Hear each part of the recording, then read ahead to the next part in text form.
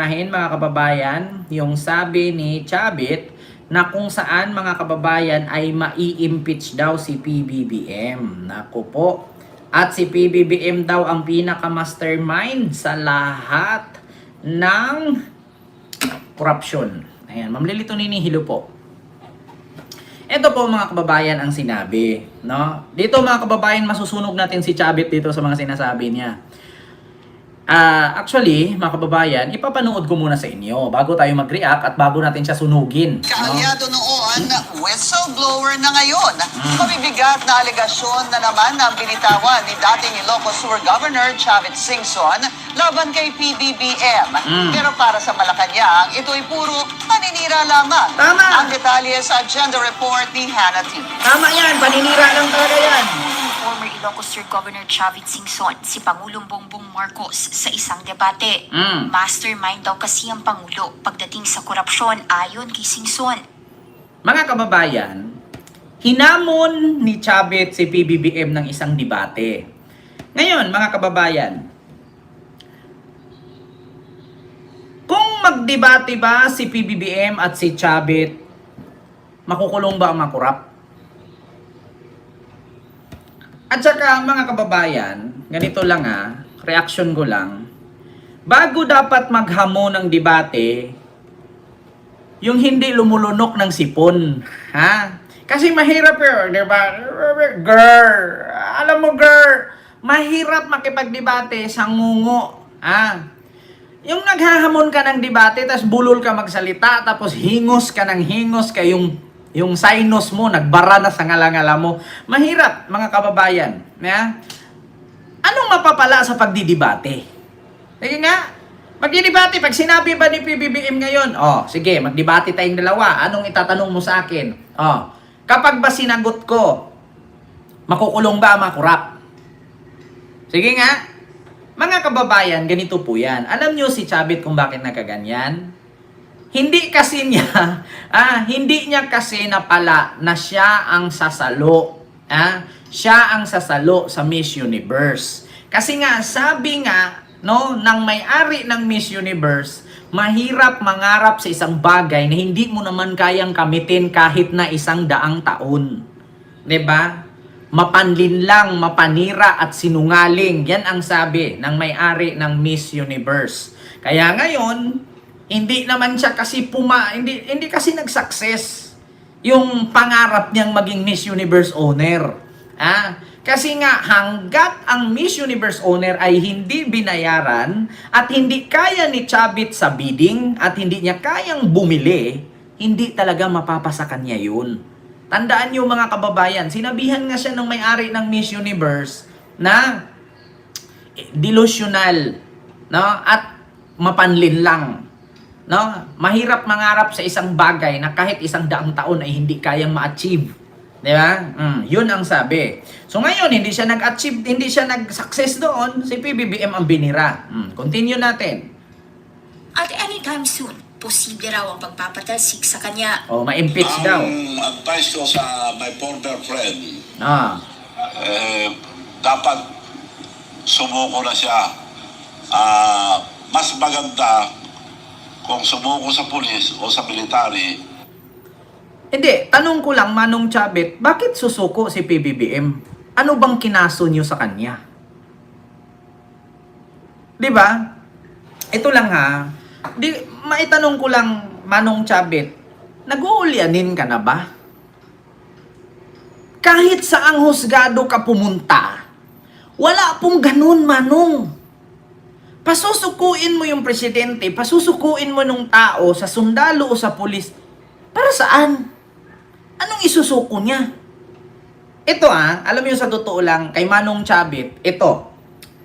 Meron akong sabihin sa'yo, Manong Chavit, huwag kang magalit sa akin, huwag mo ko'y papatay Ganito yan. Meron akong sasabihin sa'yo, Manong Chavit, ganito ang sasabihin ko sa'yo. Sa totoo lang, ang presidente may immunity yan. May immunity. At kahit saan ka pumuntang korte, bakit siya susuko? 'Di ba? Susuko ang presidente kung meron siyang kaso. Susuko ang presidente kung meron kayong i-final laban sa kanya. 'Di ba? At ito pa, Manong Chavit. Ito pa ang masabi ko sa iyo. Saan ka nakakita ng isang tao na mangulo sa pag-imbestiga kung siya ang mastermind? Sige nga, sinong tanga?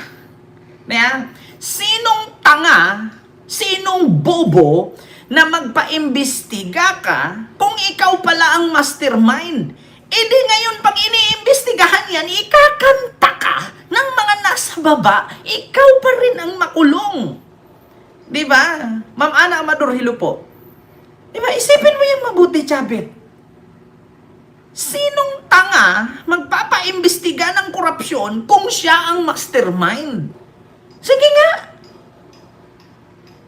E di kung ganun pala, kung si PBBM ang mastermind, tapos siya ang nangulo ng pag-imbestiga, eh di pinagpapatay na niya yan lahat ngayon yung mga nandyan sa baba, simula sa kongresista, sa senador at sa mga district engineer. Tanga-tanga ba kayo? Di ba? Saan kayo nakakita? Si PBBM nagpa-imbestiga, si PBBM nag-umpisa. Sabi nga ni PBBM, ako nag-umpisa nito, ako ang tatapos nito. Oh, saan ka nakakita? Ikaw yung nangulo na mag-imbestiga sa korupsyon, tapos ikaw yung mastermind. Eh di, pagka iniimbestigahan yung sa baba, paakyat ng paakyat ng paakyat, sayak sa kanya ang bagsak. Diba? Isipin yung mabuti yan. Tapos pasukuin mo sa pulis o sa sundalo, bakit siya susuko? Ano bang krimen ginawa niya? Nangamkam ba siya ng lupa na overpriced? Kinasuhan ba siya ng plunder sa ombudsman? Diba? Minimina ba niya ng black sand mining ang gilid ng dalampasigan? Inangkin ba niya yung dating pasyalan, nilagyan ng pader na lagpas tao? Kaya siya susuko?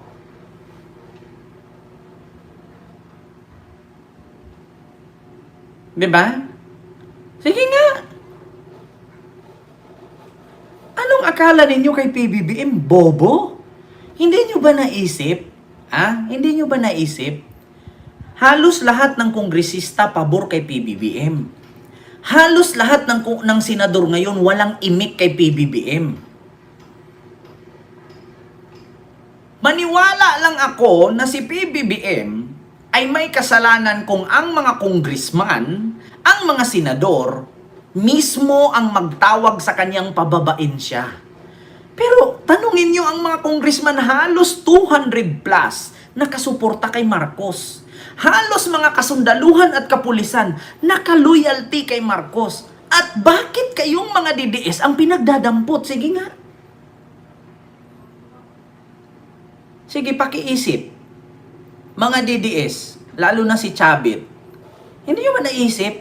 Sundalo at pulis, loyal kay PBBM. Di ba may planong kudita sa pangunguna nila Chavit?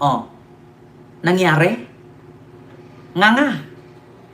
Kasi ayaw ng mga sundalo sumunod sa kudita. Kasi bakit? Magkukudita tayo. Pababain si Marcos. Ang papalit si Sara. Anong ginawa ng mga kapatid ni Sara sa sundalo? Kung magkudita lang din naman ang sundalo, di ang uupo dyan si Brunner. Di ba? Kung ako, gusto kong i-take over ang posisyon ni Marcos, tapos si Sara lang din naman ang papalit, wag na, ako na lang.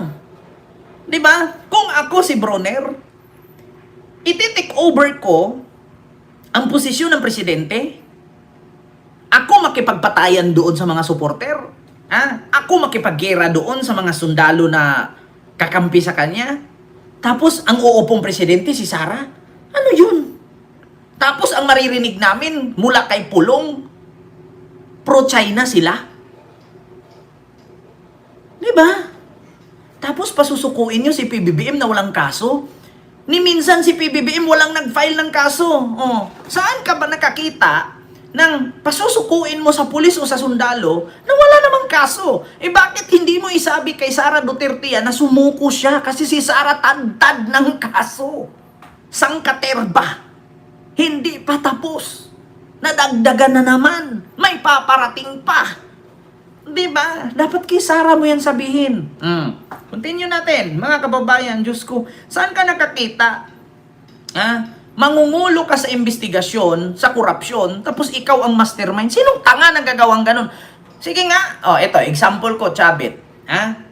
Ikaw nagnakaw ng cellphone. Tapos, sabihin mo sa pulis, imbestigahan mo kung sino ang kaninong fingerprint ang nasa cellphone. Sige nga, tanungin kita, Chavit. Nagnakaw ka ng cellphone. Hinatid mo ngayon sa pulis, imbestigahan mo kung kaninong fingerprint ang nasa cellphone. Tapos ngayon, pag forensic ng pulis, doon sa fingerprint mo ang nakaregister doon, di nakulong ka. Di ba? Ganun kasimple yun, Chavit. Naging bilyonaryo ka pero tanga ka? 'Di ba? Or nag-uulyanin ka na talaga? 'Di ba? Wala kang ligtas dito. Walang... Hindi ka makakaligtas. Ang laki yung ginawa yung kalukuhan. Inilatag niya ang mga akusasyong orchestrated ang mga ginawa ni PBBM nitong nakaraang taon para manatiling malinis ang kanyang pangalan. Halimbawa raw ang nooy pagpirma ni PBBM sa 2025 budget o General Appropriations Act. Sa kabila ng irregularities umano nito, kabilang ang di umano'y invalid at blank line items.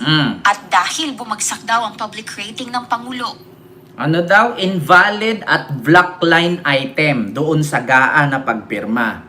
Di ba ningalngal na ni Digong at ni Ungab yan? Ano nangyari sa ngalngal nila? May nangyari? May rumisulta na sabi nila may ano doon? May blanco na budget? Walang nangyari. Bakit? Kasi ganito yan. Explain ko sa inyo mga kababayan. Ang libro sa GAA, ganito kakapal yan. Meron yang 2,000 pages. Yung 2,000 pages na yan, bawat ahensya ng gobyerno nandun nakalagay.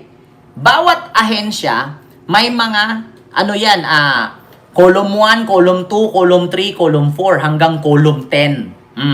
Bawat ahensya ng gobyerno, nandun nakalagay kung magkano ang budget. Kung kayo ang presidente, mga kababayan, ilang Philippine agency or government agency meron ang Pilipinas? Kung bakit umabot ng 2,000 pages, marami po. Kung ikaw pipirma doon sa budget sa GAA, isa-isahin mo yon?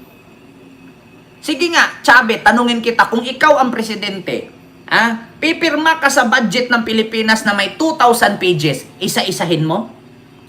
Isa-isahin mo yon? Mula sa DepEd, sa DOH, sa Customs, sa Immigration, sa COA, sa DOH, sa PGH, halos lahat yan. Isa-isahin mo yon, yung 2,000 pages na yon, para makita mo talagang malinis. At saka tanong ko lang, Chavit, yung pirma ni PBBM doon, kung meron mang nawalang pera dyan sa pinirmahan niya sa GAA, sino bang nakinabang? Si Marcos? Diba? Hindi naman si Marcos ang kumuha ng pera. At saka, bakit ngayon lang kayo nagsasabi ng ganyan na sa panahon ni Digong mas talamak pa dyan? Hindi nyo ba napansin na mula 2016 nag-umpisa ang korupsyon? Hindi sa administrasyon ni Marcos. Sa panahon pa ni Digong, nag-umpisa ang korupsyon. Ngayon reklamo-reklamo kayo na may maipakulong, samantalang sa panahon ni Digong ni isang kurap ang lalaki ng budget ninyo ng anti-corruption. Tignan mo, ang ombudsman may 15 billion anti-corrupt. Saan napunta ang 15 billion walang napakulong na kurap? Gumawa pa siya ng anti-corruption czar na si Bill Geca, may napakulong. Saan napunta ang mga pondo ng ahensya na yan? Di ba? Saan napunta ang pondo ng ahensya na yan? Napakalaki ng pondo sa administrasyon ni Duterte sa corruption. Anti-corruption fund. Napakalaki. Pero ni isa walang napakulong. Meron man may pinalayang kurap, maniwala ako. Di ba? Pero ni isa, wala. Tapos ngayon magngangal-ngal kayo. Di ba? Yan ang totoo. Nung panahon ni Digong, putang ina, ni isang kurap, walang napakulong. ni isang drug lord, walang napatay. Bakit? Alam naman natin mga kababayan na kaya pumuputak itong mga to kasi sabit. Alam niyo kung bakit nagkaganyan si Chavit? Masusunod na siya eh. Kasi bakit? Hindi kasi siya maprotektahan ni Marcos sa kaso niyang plunder doon sa mga nagsampa sa kanya sa ombudsman dahil sa overpricing na lupa na tinayuan niya ngayon ng Santorini Beach Resort. Diba? Yun yung totoo. Tingnan niyo si Aimee. Kahit hindi totoong adik, sinabi niyang adik kasi bakit? Sangkot pati anak niya sa Cabral Files. At yun, tignan mo, si Rufy, yung bagman niya, ayun, tumakas na ng Vienna, Austria. Kaya kayo pumuputak. Kasi mga sabit kayo. Diba? Continue. Sinundan daw ito ng deliberate image building niya para magmukha raw itong mabait, kabilang ang ilang serye umano ng scripted interviews ni PBBM. Si Singson, na dating presidential friend at advisor, tila inilaglag ang Pangulo dahil noong 2024 SONA raw nito, ifinlex nito ang 5,500 flood control projects ng administrasyon at kalaunay ipinintang sa climate change at improper waste disposal ang pagbaha sa iba't ibang bahagi ng bansa. Pero nang pumutok daw ang flood control scandal sa 2025, hindi naman daw idinawit ni PBBM ang di umano'y tunay na sangkot. Pinagkita si Martin Romualdez. Naimbestigan ba? Hindi pa up to now. Binanggit na daw ni Saldico si Martin Romualdez na imbestigahan ba daw after now? Wala daw. Tignan ninyo ha, kasinungalingan ni Chavit. Sige nga, hanapin natin kung si Martin Romualdez ba daw ay iniimbestigahan. Sige, continue na lang natin yung balita, baka isingit dito ng bilyonaryo. Dahil pinsang buo niya ito, kasama niya, mastermind. They're both mastermind. So up to now, ni investigasyon wala. Wala daw. Humarap na noon si former Speaker Martin Romualdez sa ICI at bahagi siya na pinakakasuhan sa ombudsman. Kasunod ng mga aligasyon tungkol sa pagtanggap ng di umano'y kickback sa Kita mo yan, Chavit? Sabi mo walang investigasyon, after na walang kaso. Kasali si Romualdez sa kinasuhan ni Boying. Ng ICI. Ito hanapin natin, mga kababayan. Hanapin natin para masunog natin itong katandaan. Romualdez, isa sa kinasuhan. Ito, wait lang PBBM nirekomenda sa ICI. Wait. PBBM nirekomenda sa ICI at sa ombudsman na kasuhan si Romualdez. Ito mga kababayan. Pakinggan natin at panoorin natin. Ito Ayan, Manila Bulletin, Chavit. Di ba gusto mo lagi may pruweba? Ayan, Chavit. Manila Bulletin. Basahin ko lang. Read, nakalagay read. ICI recent recommendation to the Ombudsman concerning former Speaker Martin Romualdez was that he should just face investigation and not necessarily legal charge. This is different from DPWH pronouncement stating that Romualdez should be charged. Ayan. So ito mga kababayan nakalagay. Referral. Referral for further investigation.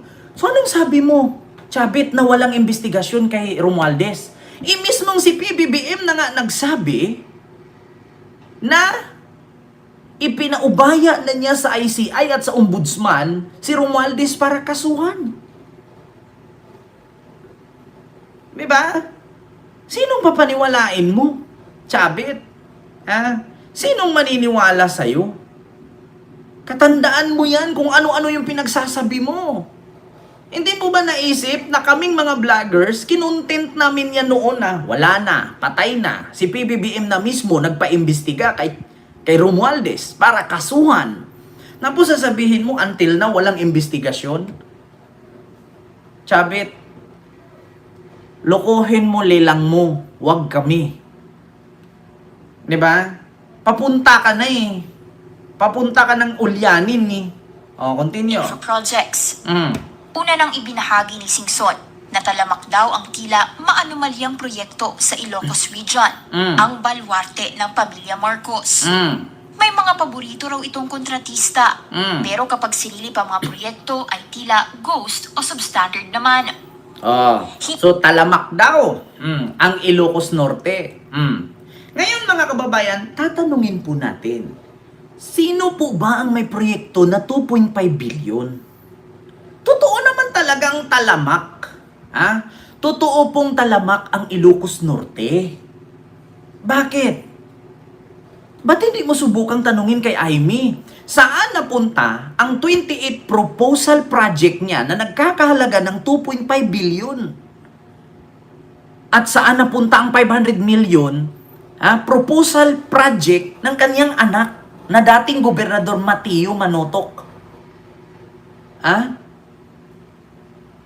Saan ba napunta? Diba? Pilit mong isabit si PBBM, i-apelyido mo, Chabit.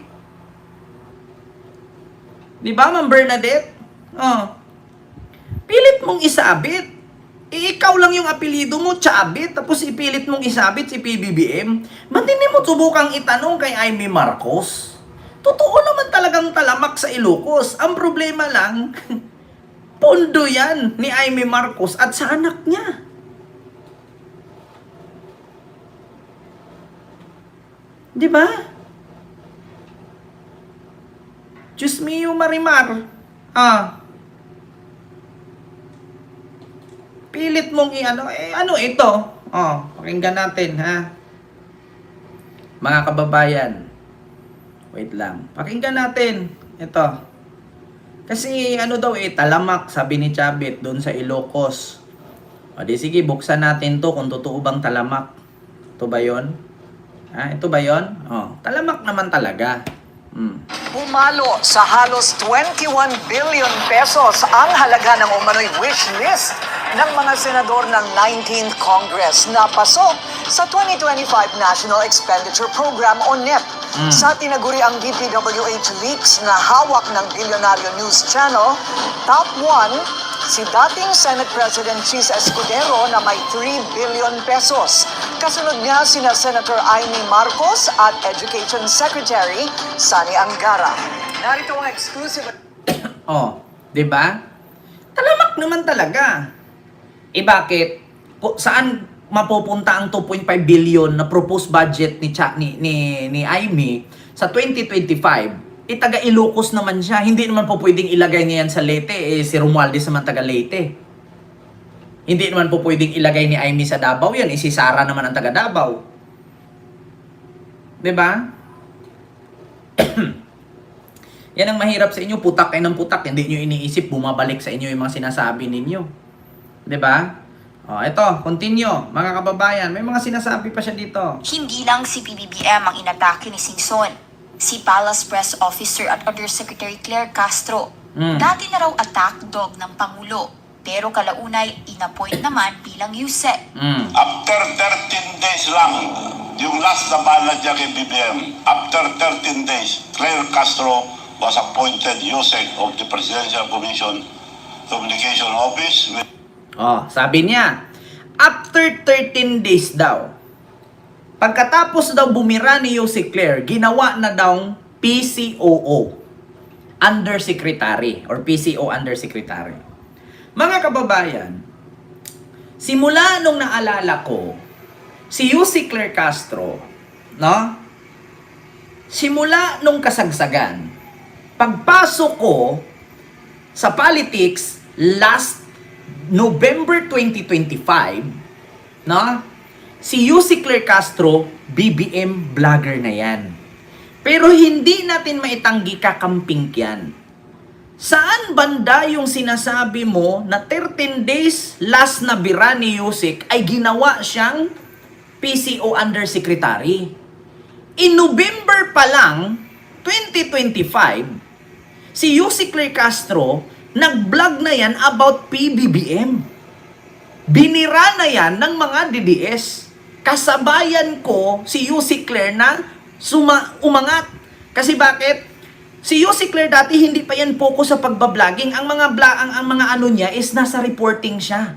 Kasi kasali yan siya sa ABS, parang ABS-CBN yata siya, parang isa siya sa mga, parang si, tawag doon, si Llamas. Para siyang si Llamas. Para siyang si Antonio Carpio. Parang ganun ba? Di ba?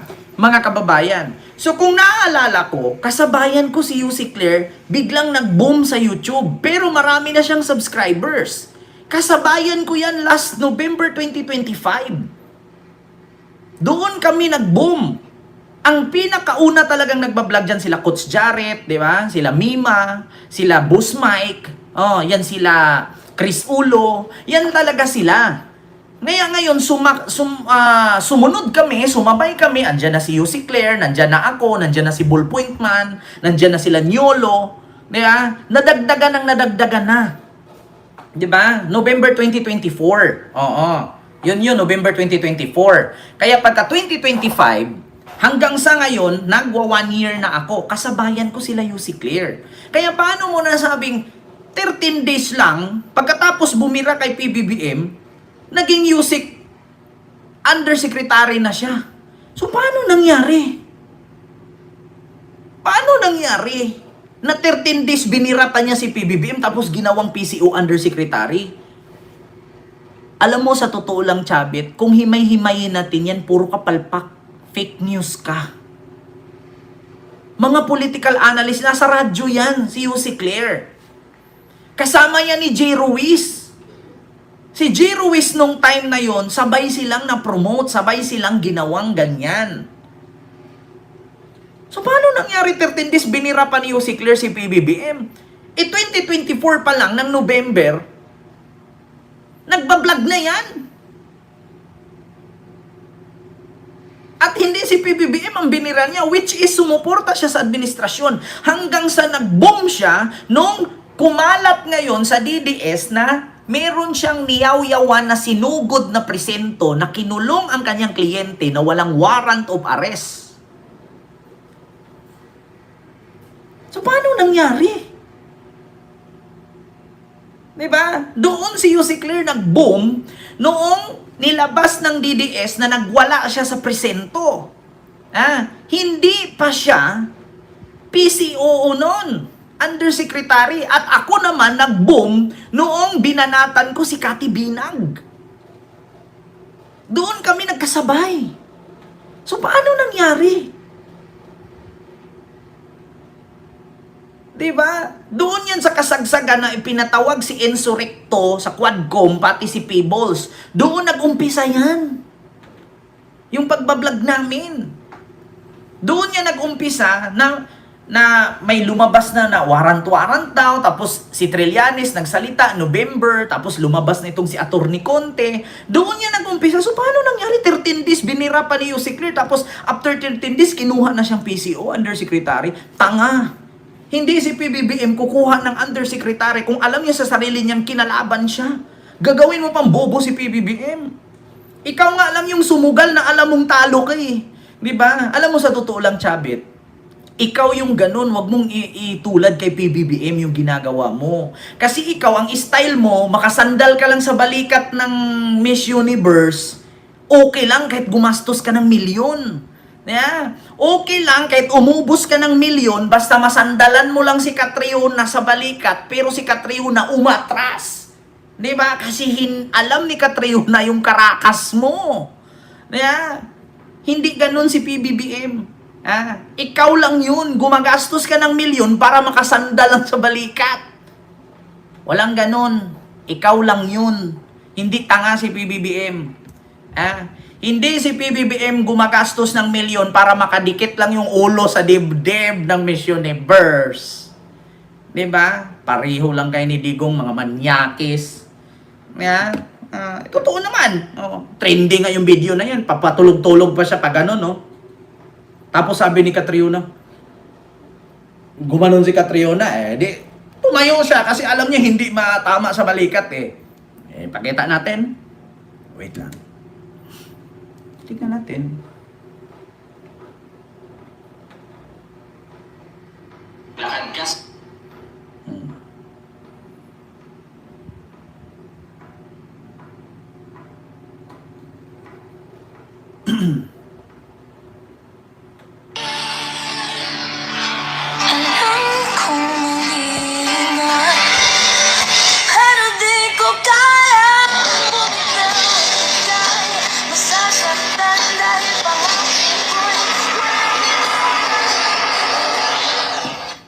mission failed.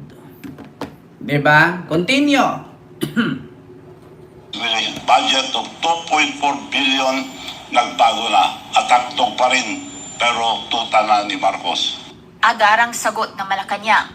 Tila pinipilit na lang daw dumihan ng mga nagawa at plano ng Pangulo. Tama! Alam na raw ng taong bayan ang pagkakaiba ng isang totoong makabayan sa isang gusto lang iangat ang bansariling kapakanan. Tama! Hindi raw nagpapakabayani si PBBM. Oh, kita ninyo ang sabi? Hindi nagpapakabayani si PBBM. Sabi pa nga dito, ulitin ko ha. Alam na raw ng taong bayan ang pagkakaiba ng isang totoong makabayan sa isang gusto lang iangat ang bansariling kapakanan. Totoo yun! Totoo yun! Si PBBM, hindi niya ginagamit ang pangsarili niya kasi gusto niyang iangat ang taong bayan. Bakit si Chavit nagalit kay PBBM? Kasi ganito po. Una, hindi naman talaga galit si Chavit kay PBBM dahil hindi pinasok ni PBBM ang kanyang pamangkin sa PCSO. Hindi siya galit doon. Galit si Chavit kasi kinalaban ni PBBM ang China na which is yung Dito SIM at yung Dito Telecom, Chinese company yan, na gustong mag-franchise ni Chavit na nahihirapan siya ngayon. Bakit? Hindi ba totoo? Hindi ba totoo? Hindi ba totoo? Hindi siya galit doon sa pamangkin niya na hindi pinasok sa PCSO. Galit siya kasi hindi good terms ang Philippines at China. Nahihirapan siyang mag-angkat ng franchising business sa kanyang Dito company. Yung Dito SIM. Naputol eh. Yun yung rason. 'Di ba? Sa tingin ninyo, gaganyan siya? Kagalit kung walang rason? Hindi po ang dahilan niya na hindi pinasok ni PBBM ang request niyang pamangkin sa PCSO. Ang rason dyan ay hindi niya matuloy-tuloy ang business na itatayo niya dito na Dito. Yun po yun. Ang Dito po is Chinese company po yan. 'Di ba? Ganun yan mga kababayan. Continue. Kala nyo lang Hindi raw nagpapakabayani si PBBM ayon kay Castro at obligasyon itong linisin ng gobyerno. Pero dahil marami na raw naaapektuhan sa aksyon ng Pangulo, tila may mga gumagawa na lang daw ng mga kwento para ibagsak siya. Yan ay matapos hindi makinabang at hindi mapagbigyan ng iilan sa kanila. Kaya raw pinipili ng mga ito manira. 'Di ba? Hindi kasi nakinabang, hindi kasi napagbigyan, 'di ba?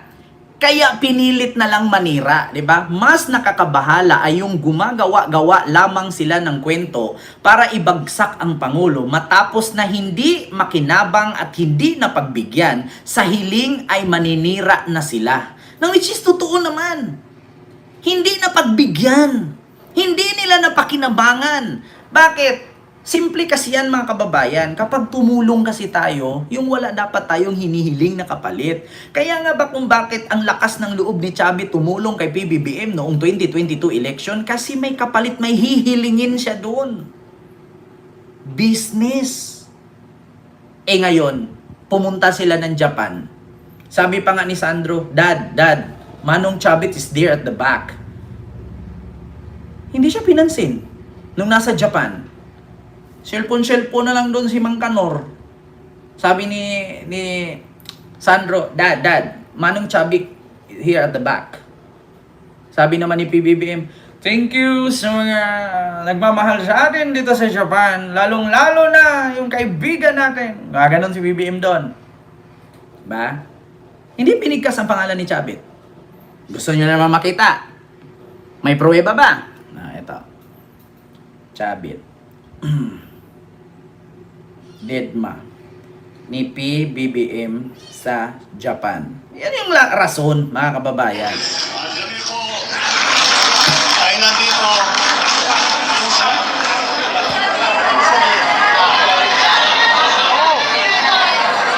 Okay. Ito, madaling i-introduce ito.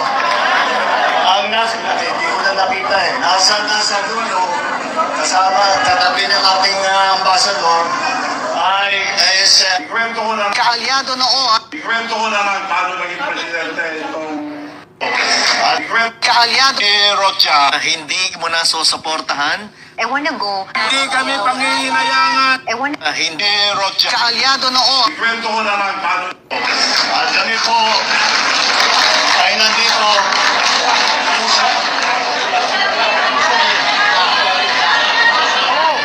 Yan. Yan yung time na yan na bumulong si Sandro Dadad, Manong Chavit here at the back. Sabi naman ni PBBM, tumingin siya, pero hindi si Chavit. Doon ang dulo. Sabi niya, hindi ko nakita, nandun kasi sa dulo, at nandito ngayon, sabi niya, ang hindi ko pa nasabi sa inyo, hindi si Chavit ang kanyang inintroduce, which is ibang tao. Diba? Ayan, may mga ebidensya tayo. Yan ang totoo, video, hindi papel na galing sa news. Ha? Galing sa newspaper. Diba? Continue, mga kababayan. Lahat naman yan may proof eh. Hindi man tayo nagkwento lang dito. Una nang isiniwalat ni Singson ang pag-atras sa suporta sa Marcos administration sa kabila ng pagtulong nitong manalo si PBBM sa eleksyon. Tila kinalimutan na raw kasi siya ng Pangulo at hindi nabigyan ng director-level position ayon sa kanyang mga pahayag noong 2025. Tiniming ng dating gobernador ang kanyang mga paratang sa 2026 sa pagpatak ng 40 years matapos ang ouster ng ama ni PBBM na si Marcos Sr. noong 1986. Hihintayin daw ni Singson ang pag-aproba ng palasyo tungkol sa hamon niya sa debate. Kasabay nito, balak din ng dating presidential friend ang pagkasa ng one-time big-time rally para ipanawagang labanan ng korupsyon at anyayahan ng ilang mga grupong dumalo. Para sa agenda, Hannah. Di pa? Meron na namang one-time, big-time rally. Diyos ko. Sino na naman ang anuhin nyo dyan? INC na naman. Ang INC ayaw na. Nasisira sila dahil sa inyo. Ginamit nyo sila pampolitika. Na which is pang-relihiyon sila. Do you think ang INC sasama pa sa inyo? Chavit, naalala mo, napakaraming bus doon na patras. Yung patras bus ba yon? Na walang sumakay. Kasi ang sabi, sumama, pag-uwi, tsaka bigyan. E paano kung binugbog at binumba kayo doon? Makakauwi pa ba kayo? Diba? Ang daming Ilocano. Ang daming bus doon nakahilera. Walang sumama, walang sumakay. Diba? Tapos magparali-rally pa kayo ngayon. Tigilan nyo yung one-time, big-time rally na yan. Ha? Yung partas. One-time, big-time rally. Tapos pag may kaguluhan, itatanggi. Tapos ngayon sinabi niya, manawagan siya ng malawakang rally. Tapos pag may kaguluhan, itatanggi niya. Yan. Ay, nako. Yun lang, mga kababayan.